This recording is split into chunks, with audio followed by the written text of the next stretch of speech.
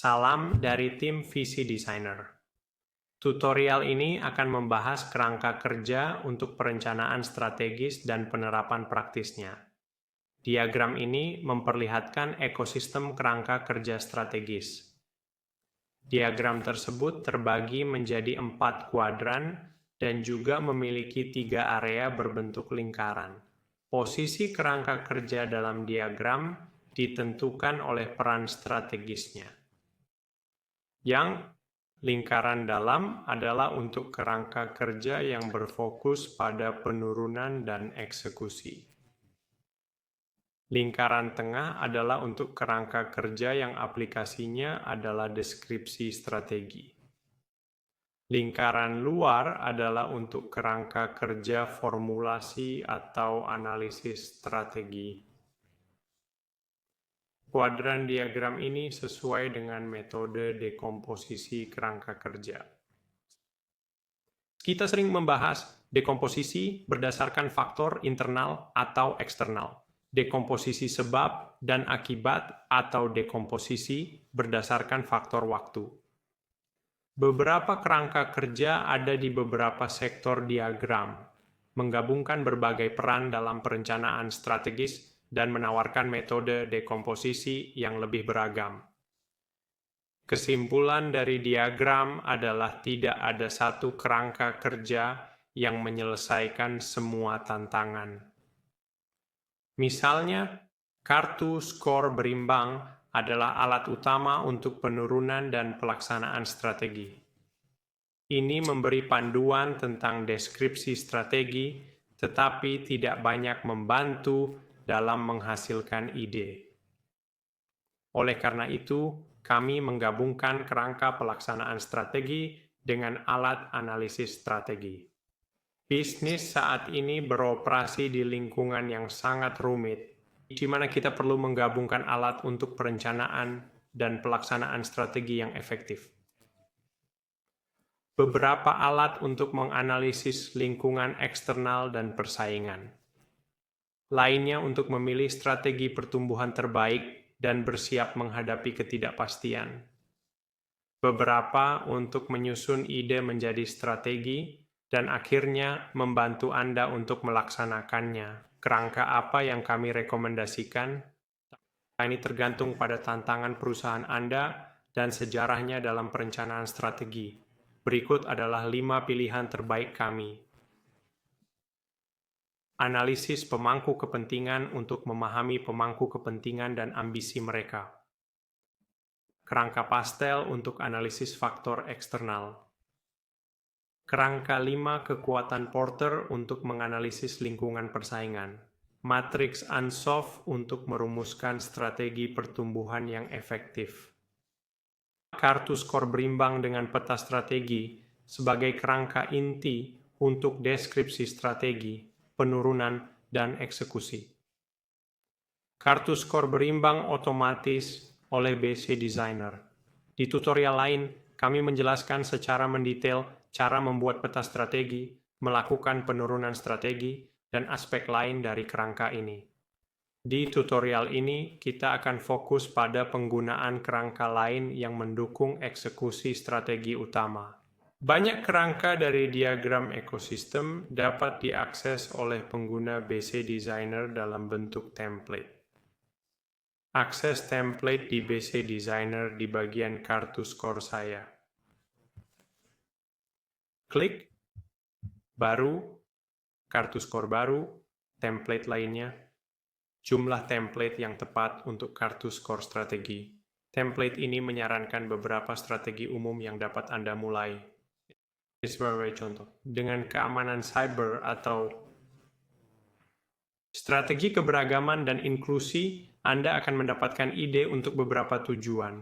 Sekarang kita tertarik pada bagian kerangka. Mari kita pilih contohnya kerangka pastel. Saya tekan buat untuk menyalin ke akun saya.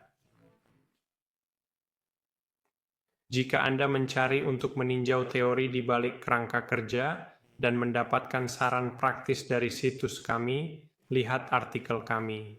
Untuk menemukan tautan artikel, pindah ke langkah KPI, Pilih elemen utama dan cari tautan di bagian deskripsi.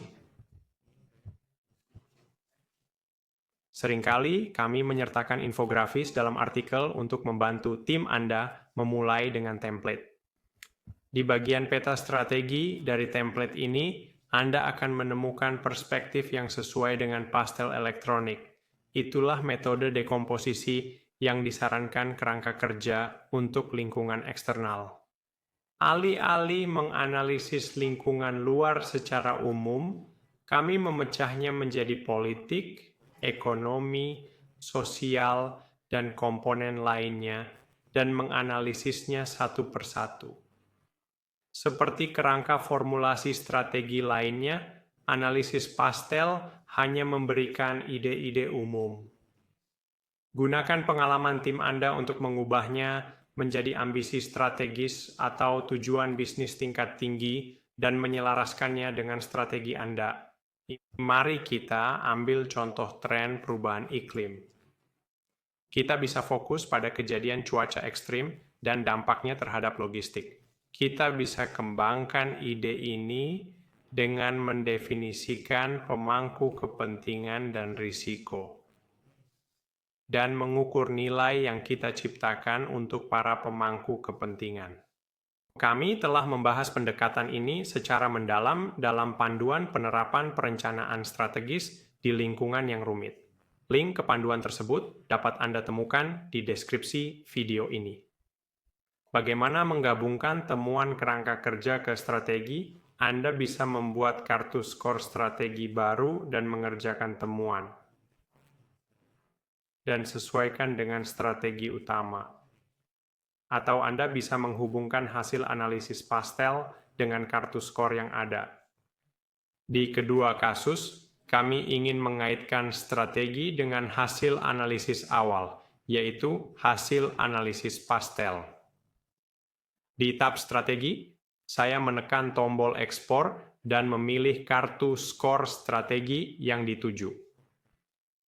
Software dapat menyalin item terpilih ke kartu skor target, atau membuat tautan yang dinamis. Dalam kedua kasus, akan ada catatan dalam riwayat perubahan tentang asal item tersebut. Ini memberikan informasi kontekstual yang diperlukan. Dalam kasus ini, kita perlu kembali ke hasil analisis awal. Ada cara lain untuk menghubungkan kartu skor di BC Designer yang dibahas dalam video tutorial. Jadi, dalam panduan pelaksanaan perencanaan strategis, kami membahas 4 tantangan khas yang dihadapi oleh tim strategi. Salah satu tantangan adalah kesiapan untuk tantangan mendatang. Kami menggunakan berbagai alat dan template strategi untuk menciptakan gambaran bisnis yang lebih baik. Tantangan keempat adalah memiliki satu sumber kebenaran tentang strategi. Banyak memutuskan pengurusan ad hoc untuk perencanaan strategis yang menghasilkan banyak spreadsheet dan presentasi. Sulit untuk dirawat. Dengan BC Designer, pengguna dapat membuat satu sumber kebenaran mengenai strategi mereka dengan mengatur kartu skor strategi dan fungsional di bagian My Scorecards. Di sini terdapat atribut strategi tingkat tinggi seperti misi, visi, dan nilai-nilai. Kita bisa mengatur kartu skor. Misalnya, kita bisa menggunakan folder analisis strategis untuk menyimpan versi terakhir dari template dengan catatan dari tim kami. Dengan cara ini, Anda bisa melihat hasil ketika alasan untuk tujuan tidak jelas atau menggunakan hasil terakhir. Analisis strategis sebagai dasar untuk analisis baru. Mari kita ringkas ide-ide yang telah kita bahas dalam tutorial ini. Perencanaan strategis melibatkan kombinasi beberapa kerangka bisnis. Tidak ada kerangka tunggal yang bisa menangani semua aspek. Pengguna BC Designer dapat mengakses template kerangka strategis dalam akun mereka, dilengkapi dengan tautan ke artikel penjelasan. Setiap kerangka memiliki cara unik untuk dekomposisi. Kami ingin menerjemahkan temuan kerangka mereka menjadi ambisi strategis dan kemudian menjadi tujuan dan inisiatif dan KPI. Perencanaan strategis adalah bidang yang kompleks. Memiliki satu sumber kebenaran untuk strategi Anda sangatlah penting.